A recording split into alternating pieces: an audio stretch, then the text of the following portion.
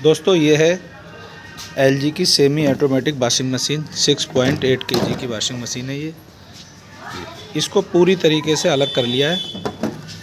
ये इसका पैनल हो गया।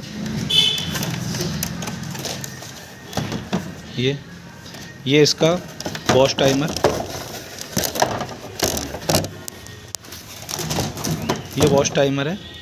एलजी के वॉश टाइमर में नॉर्मल टाइमर में 4 तारें होती हैं। एक ब्लैक है, एक रेड है, येलो है, ऑरेंज है। ये है स्पिन टाइमर, ये स्पिन टाइमर होता है। ये ड्रेन सेलेक्टर है, जो हमारा ड्रेन करने के लिए सेलेक्टर का इस्तेमाल करते हैं। ये रहा स्विच, डोर स्विच। सबसे ज़्यादा अहम काम होता है इसका डोर स्विच। कभी कभी कुछ नए मैकेनिक जो मशीन खोल लेते हैं, लेकिन उनको कनेक्शन के बारे में बहुत मुश्किल हो जाती है, और वो है ये डोर स्विच।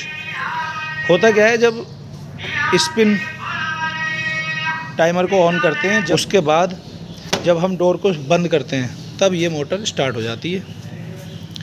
बहुत ज़्यादा मुश्किल नहीं है। सबसे आसान वॉशिंग मशीन है एलजी की। रिपेयर करने के मैटर में सबसे ज़्यादा आसान है। कोई ऐसा ख़ास मुश्किल काम नहीं है। अब मैं आपको इसके कनेक्शन के बारे में, और नीचे ये देख सकते हैं आप, सब दिख रहा होगा आपको। ये है मोटर, बॉश मोटर के कनेक्शन।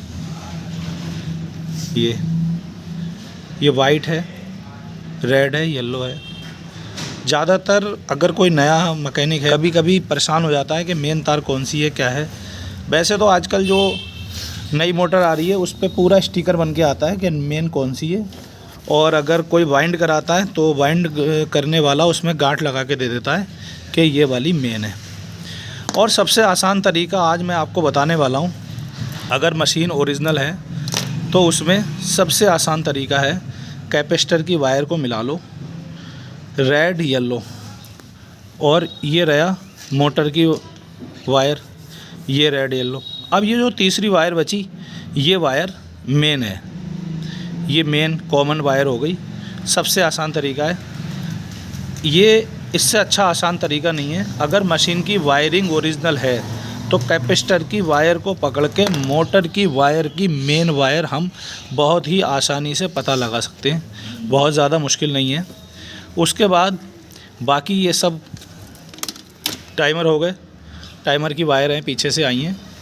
इसमें एक चीज़ का और ध्यान रखना पड़ता है कि जो एलजी का टाइमर है, टाइमर में बहुत ज़्यादा कन्फ्यूज़न हो जाता है आदमी को कि मेन तार कौन सी है।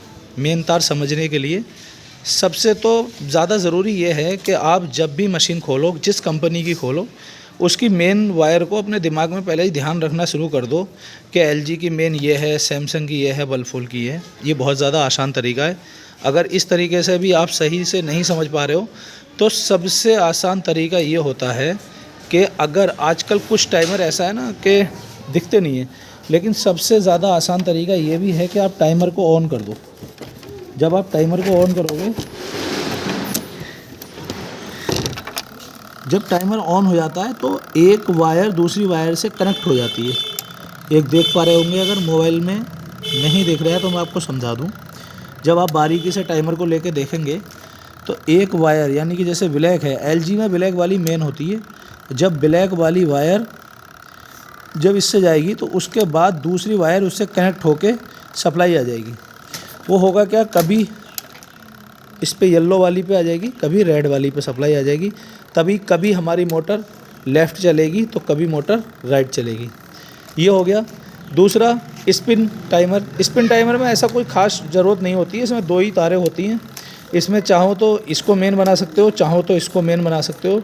और ज़्यादा मुश्किल ना होते हुए सबसे बेहतर तरीका ये होता है कि जो स्विच होता है, डोर स्विच, इस डोर स्विच में 2 वायर होती हैं। ये 2 वायर हैं।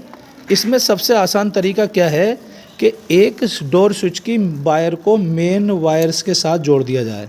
डोर स्विच की एक वायर को मेन वायर के साथ जोड़ दिया जाए। उसके बाद डोर स्विच की दूसरी वायर को टाइमर की एक वायर के साथ जोड़ दिया जाए।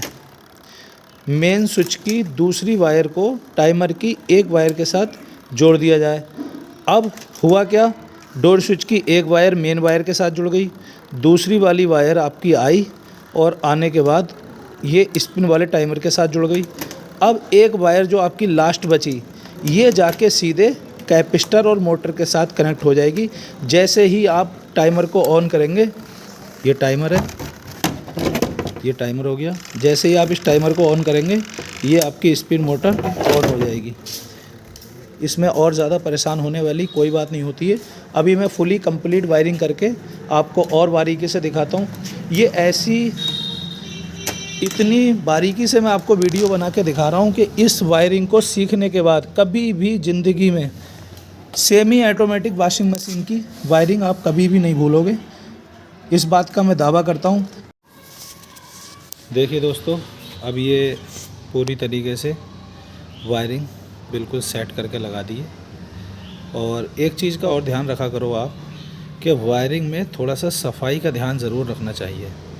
कहीं भी बेतुकी कभी इधर से टेप लटक रही है, कभी इधर से टेप लटक रही है, बहुत अटपटी लगती है। और कभी भी कोई टाइमर चेंज कर रहे हैं या कुछ कर रहे हैं तो उसकी जो वायर होती है, टाइमर, अधिकतर लोग क्या करते हैं, टाइमर उठाया और फेंक दिया। इसको टाइमर को भले ही आप स्क्रैप में डाल दो, लेकिन उसकी जो वायर है उसको कट करके बढ़िया से रख लो। बाज़ार में इतनी अच्छी वायर नहीं मिल पाती है अलग से वायरिंग करने के लिए। कई बार चूहे वायर काट देते हैं तो बहुत हद तक परेशानी पड़ जाती है। ये पूरी तरीके से वायरिंग सेट हो चुकी है, देखो बिल्कुल तरीके से सारा आ गया है। ये मेन लीड इसकी मौके पे नहीं थी तो इसकी जगह पे ये 2.5 mm की वायर का इस्तेमाल करा गया है।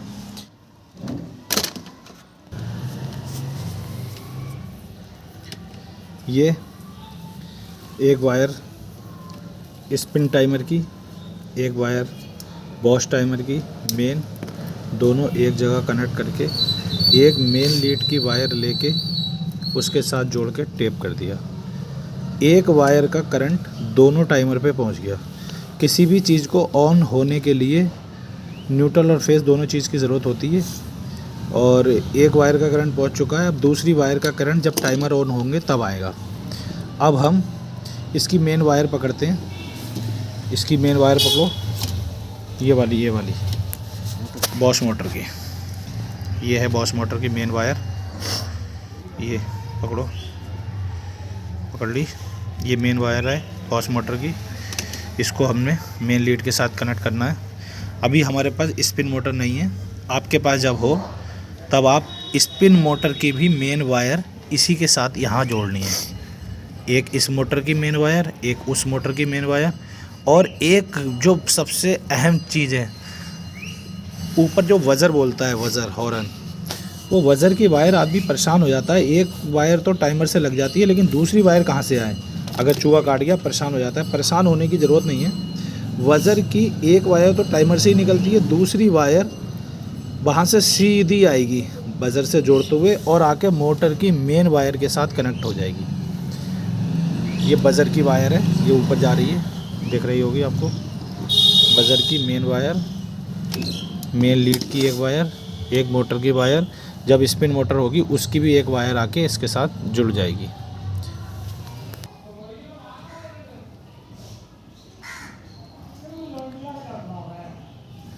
एक टाइमर की येलो आई ऊपर से, एक कैपेसिटर की ले ली, एक मोटर की ले ली, तीनों एक साथ जुड़ गई हैं, देख सकते हो। बिल्कुल तरीके से ऐसे ही करना है मेन जोड़ने के बाद। अब इसमें कोई कंफ्यूज होने की ज़रूरत नहीं है। ये जो 2 वायर बची, ये कैपेसिटर की 2 वायर के साथ, चाहे इधर की इधर हो जाए या इधर की इधर हो जाए, अगर हम रेड येलो में लगा दें, येलो रेड में लगा दें, तब भी कोई फ़र्क पड़ने वाला नहीं है। वो सिर्फ स्पीड है। मोटर इस पर ऊपर से इस पर सप्लाई आएगी तो मोटर इधर चलेगी और इस पर सप्लाई आएगी तो इधर चलेगी। अगर ये दोनों वायर ऊपर से बदल भी जाएं तब भी कोई परेशान होने जैसी बात नहीं है। लेकिन बेहतर है कि आप कलर कोड के साथ काम करो, उससे देखने में थोड़ा सा अच्छा लगता है। और ये मेन वायर हो गई है। ये वायरिंग हमारी बिल्कुल कंप्लीट हो चुकी है। अब हम आपको इसको ऑन करके दिखाते हैं। ये प्लग लगा दिया, ऑन कर दिया।